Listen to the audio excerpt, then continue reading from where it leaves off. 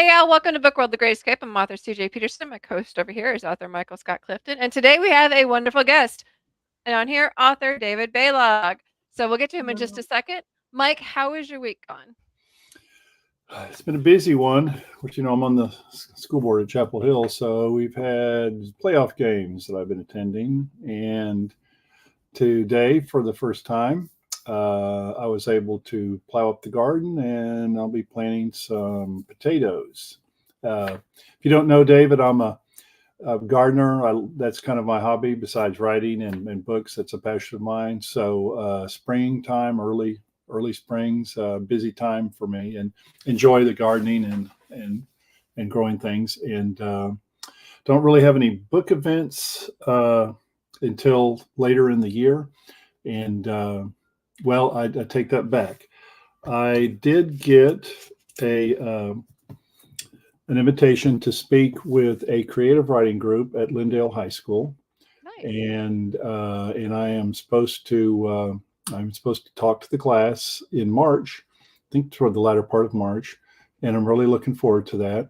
Lindale's it's around Tyler, which is about hour and 15 minutes from here, and I was a former teacher for many years, so I know what it's like to talk in front of students, but this will be my first time to actually address students about the subject of writing. And what really, what was really made me feel good is that they had actually sent the invitation to CJ, the various writers organizations around here, NetWo, ETWA, ETCA, all of that. And apparently they got quite a response, and the students were given the choice of who they wanted to choose. And of course, you gave them a little bit about your background, what you wrote. And so lo and behold, they chose me. So I'll be going to speak with them about writing, and Very looking nice. forward to that. Very nice. That's very cool. Congratulations. Thank you.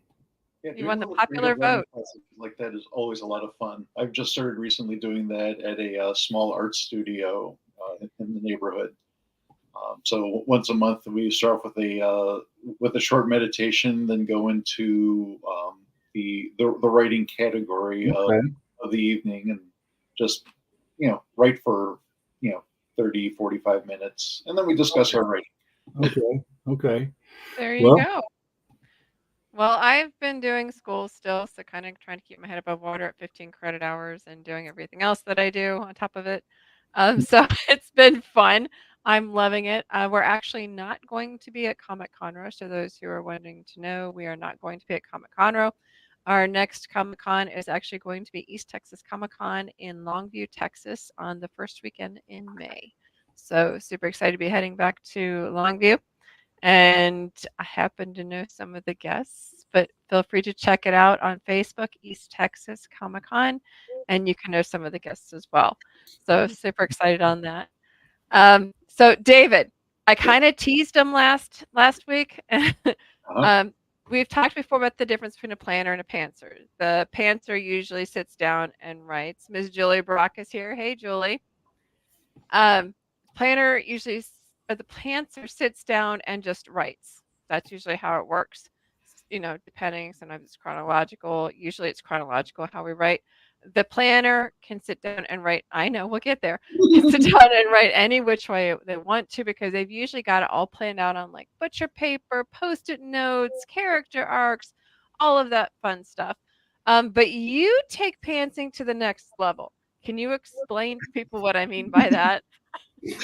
I always just tell people that I write as my muse directs. So, if I need to write one particular scene or one particular conversation, then I go for that. And it doesn't really matter where it happens in the book. I just know that that's what I need to write.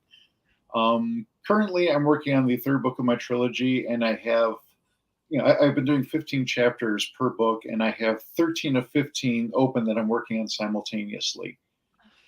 8 of them, I think, are basically done. I've started working on what is probably going to be chapter 4. I know the first 3 are done, and I know those are going to be, and I have in order the chapters I'm working on just because of which characters are in there and which ones aren't. So there's a new character that gets introduced probably around the middle of the book. Not quite sure where that's going to line up yet. But since she's not in the chapter I'm working on, then I know what happens before her character gets introduced. So Yeah. So like he can write chapter 2 and chapter 10 okay. and then 6 Yeah. and then Yeah, 1. for Necromancer's Lament, I wrote chapter 9 first and chapter 4 last. For Necromancer's Sorrow, chapter 4 was also the last one I wrote. But with the sequels, I at least start with chapter 1 because I just need to make that transition from the previous book into the next book. So let me make sure I understand this. You do not write chapters in chronological order. No. You, I have 2 chapters. I haven't decided what's going to happen in them yet, and I'm not quite sure where they're going to fit in the book.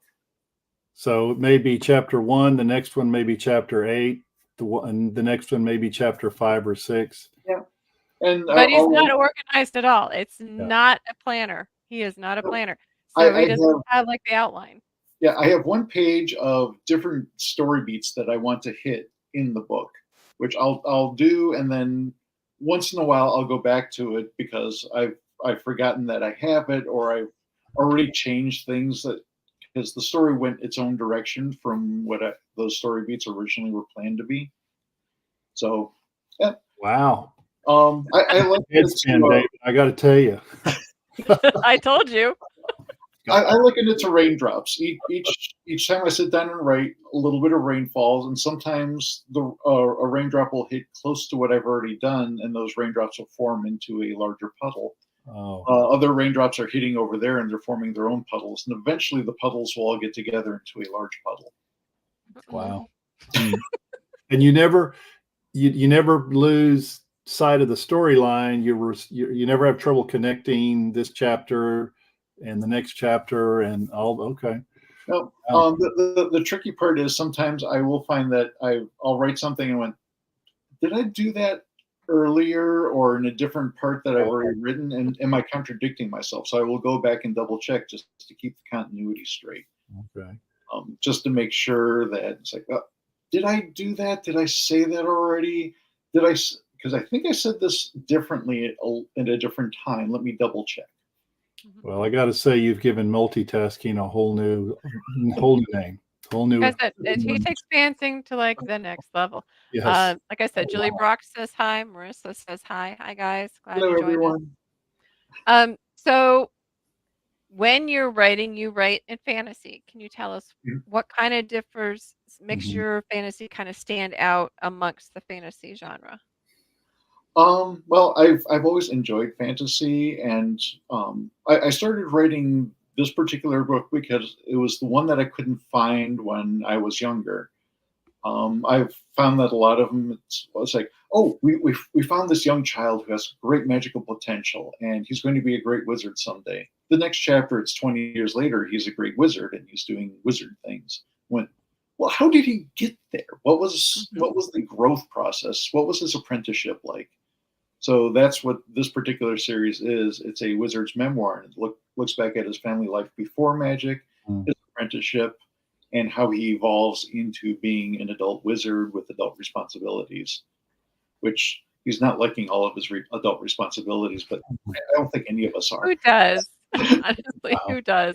He's adulting now. It's like, that's not what I wanted to do with my life. But you have to take care of things because if you don't, it doesn't get done. So you weren't satisfied with the type of fantasy you were looking for? Would that be a fair statement? Yeah. I mean, I certainly enjoyed the fantasy I was reading, but it was missing that component and that's where I felt I wanted to write was okay. I wanted the growing up story. I wanted I wanted his journey. I wanted his apprenticeship. I wanted, how did he become the powerful wizard that, showed up in chapter 4 and all of the other books I was reading. Right. Very cool. I can relate to that because as we've talked on, and CJ knows that's one of the reasons I got into writing fantasy because I wasn't happy with the type of fantasy I was reading.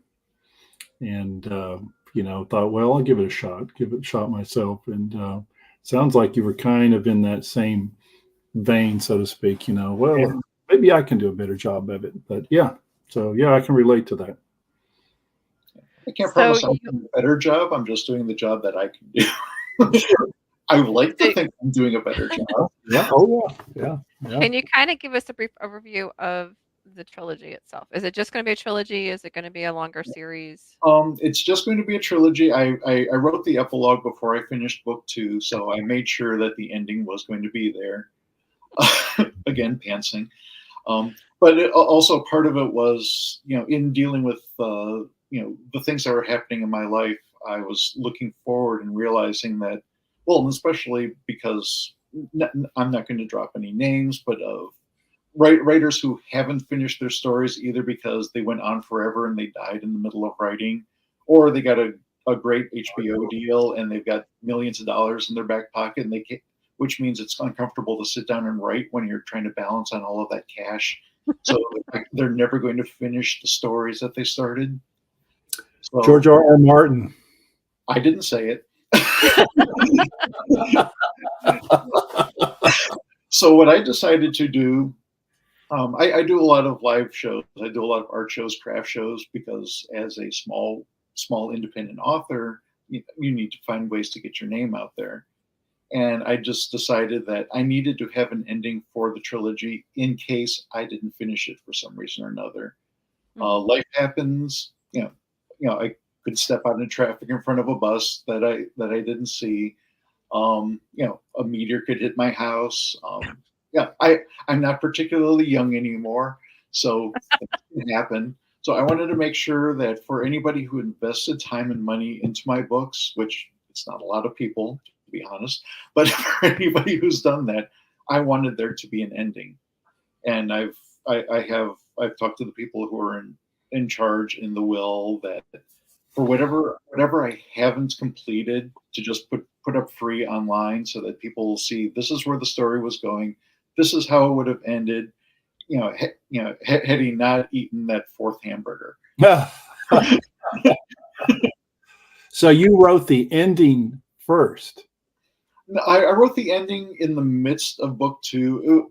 Actually, it was shortly after my wife died, and so I was in that mindset. So I needed to make sure that I had that epilogue.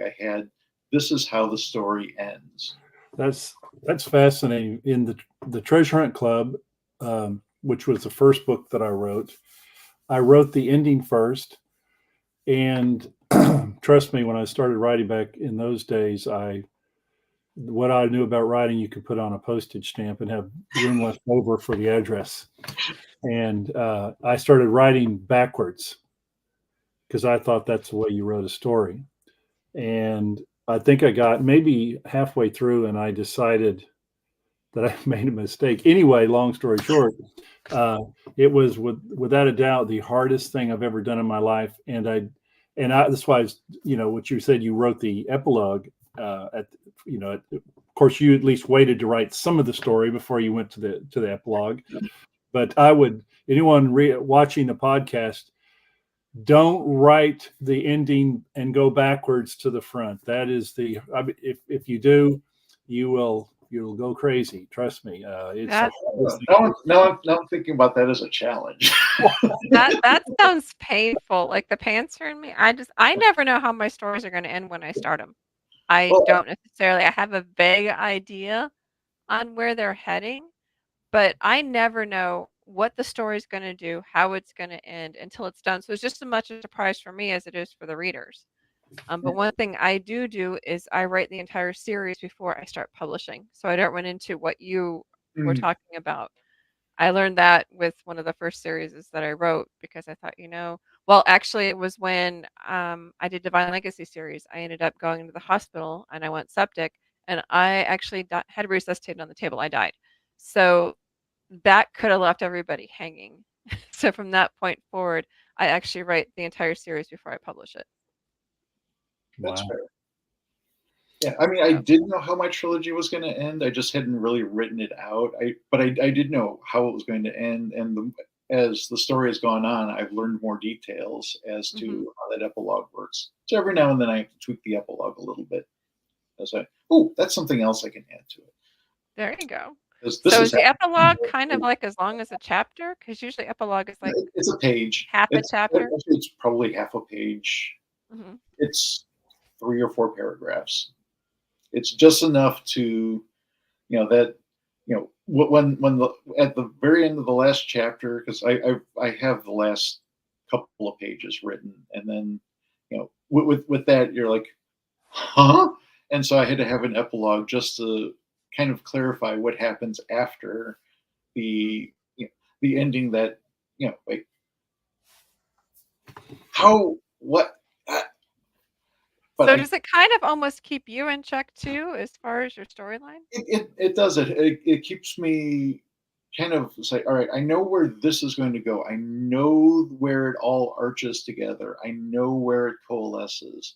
I just need to find out the details as to how do I get there. I see the forest, I see the trees, I can see them Right. all at once, but I can't always see the trees behind the other trees Hmm. until I go into the forest and go, oh, there's another tree, there's another chapter, there's another part of the story. So when you skip from chapter to chapter, David, like you may do chapter 1, then chapter 4, then chapter 8, whatever. Mhm. Um, is it because you get an idea on at some point in your story that you wanted to put in there, and you want to get it written down while it's still fresh on your mind? Pretty much, yeah. Okay. Okay. And you have no trouble connecting that with the other chapters. Okay. Yeah, Okay. Huh. I mean, occasionally there's, okay, yeah, I'm here now. How do I get here? I know where I'm at. I know what happens after, but I don't know what happens before. And sometimes I have a little trouble making those connections. Um, but by the time I'm to that point, it kind of flows into I itself. see. I Okay. kind of wonder subconsciously if your brain is actually already working on the story back there and you've already got it. It just surfaces at different times. That, that's probably a good way to explain it. That's it's like I know it's all there, but after a while, it's what are my characters doing? And Hmm. when I let them tell the story, then it flows far more freely than when it's like, all right, these are the parts I want to talk about, and then my character will say, yeah, but this is what I want to talk about, and then it'll kind of go off in that direction. Wow. There you go. So you are an independent author, but you actually also have a press along with Miss Haley. Would you Yes. mind explaining about Owl Talyn Press, how it started, how it got here to where it is now? Well, Haley and I were both part of Rock Hill Publishing, and James brought in 2020, which wasn't the greatest year for doing any publishing or anything. It wasn't the greatest year for anything at all. But he brought It in was, 5. I call that the year of Jumanji. Yes, yes. Like he each brought month was a new level. yes, he brought 5 new authors. Gave 5 of us our start that particular year. Which unfortunately, yeah, we couldn't go out and do any publishing or any, we couldn't go out and do any shows. We couldn't go anywhere. It was really hard to do any marketing. But 5 of us got our first books that year.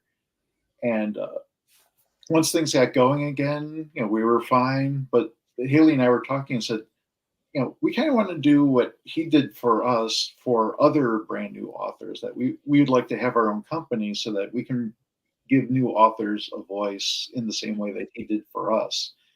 Um, so by doing that and kind of duplicating his platform a little bit, I mean, we're not ready to take on 5 new authors. We did take on 2, but they already have works, that they self-published that we're going to republish under our name, or our brand, their name. Hmm. I don't want to steal their work. Mhm. But we do want to build to the point where we can say, oh, yes, we've taken a lot of submissions and we found a whole bunch of authors that we like, and we're going to do all of their stuff.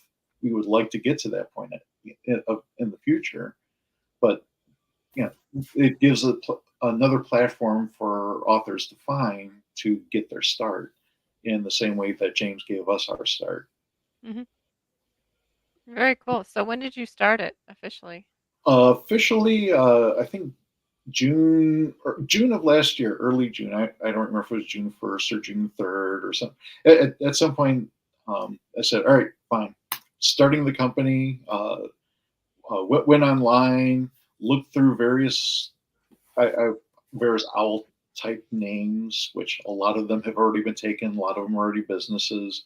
When Haley and I were first discussing, we spent months going through names, and you know, I would find a name I liked, but she didn't like, or she would like a name that I didn't like, and we'd find one that both of us liked, but somebody else already liked it and, and had their own company under that name. Went, all right, let's try and find something It's else. not easy.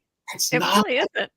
There's a lot of people who have done a lot of stuff, and we found ones like, oh, this is really cool. It's really unique. Nobody will have this. No, it's a munitions company. Like, well, we don't want our fantasy books associated with missiles and bullets. Let's try something else. And then, finally it's like, all right, Owl Talyn, by spelling the Talyn with the Y, it made it completely unique. Nobody else had Talyn that way.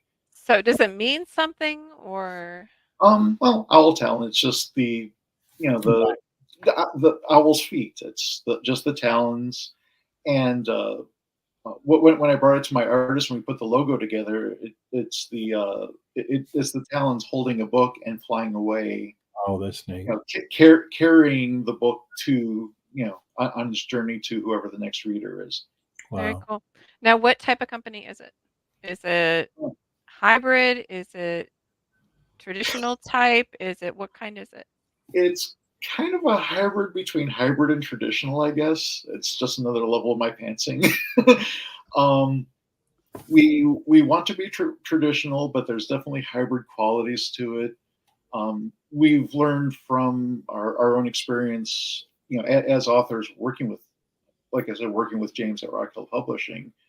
Well, we sat under his learning tree, picked up as much as we could.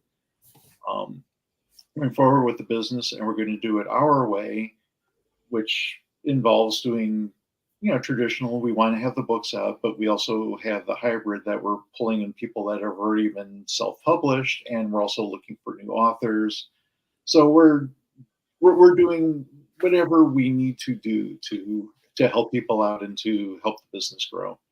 Mm-hmm. So is it if someone comes to you that is out of the fantasy realm, is that a book that y'all would publish, or does it have to pretty much fall within that science fiction fantasy genre? We're sticking kind of with fantasy right now. The one author we picked up is a fantasy, and the other one is a romantasy. So we're expanding a little bit, getting with the romance fantasy. Over time, we hope to go into other things and expand into other areas, but we need to settle on our niche and build our foundation before we try to go too crazy with things. So what would be before we go on? George just Muke says I'm here better late than never. So hi, George. Hi, welcome to the show. Go ahead, Mike. What are the services that you offer? Does it include? So if an author is looking for a publishing company, will they be having to do all their own PR? Will the formatting, the book cover, all of that? So we'll take care of the formatting. We have one artist that we've been working closely with, and I've got other artists that I've talked to that if he gets overloaded, I can move on to another artist. Plus, we also give the authors, the choice. If they have an artist that they want to work with, go ahead and do that. We will give you like a $200 stipend towards that artist if you want to use your own art. Because everyone charges differently. So if you find somebody that does great art, but they want to charge $1,000 for it, we don't have that kind of swag yet. Right. We can give you some money towards that if you really, really want to use that artist. That was the nice thing about with doing all of the book shows and the craft fairs and the art shows. I've met a lot of artists. I've met a lot of editors. So I've got a list of names so that we do as much in-house editing as we can. I edit, Haley edits. We look at each other's edits and put it all together. Then we send it back to the author for their level, whatever cleanup they want to do. Then when that's all done, then we send it to an editor and get it as clean a product as possible to the editor so that it makes their job easier. Wow. Definitely. So George is in a feisty mood. He said that all romance is fantasy. I can't disagree. I think it depends. But then again, I've only been in 3 relationships, and the last one, I had I had close to 20 years with her, and but we met playing D&D, so it was a fantasy from the beginning. Nice. Pagan Wheels says, "Hey y'all, Julie Brock." So hi Julie. She's bounced from looks like Facebook to YouTube. So hi Julie, welcome back. So do you have any advice for somebody who wants to write fantasy? Um, Aside from just saying, just do it. Uh, get an Not idea. quite the way that you do it, but Well, yes, definitely do it however you're comfortable doing it. If you need to outline everything out, that's great. If I'm doing nonfiction, I outline. I love outlines. I love putting them together. But my writing style, I can do an outline and then I would just crumple it up and throw it away because it's not how I write.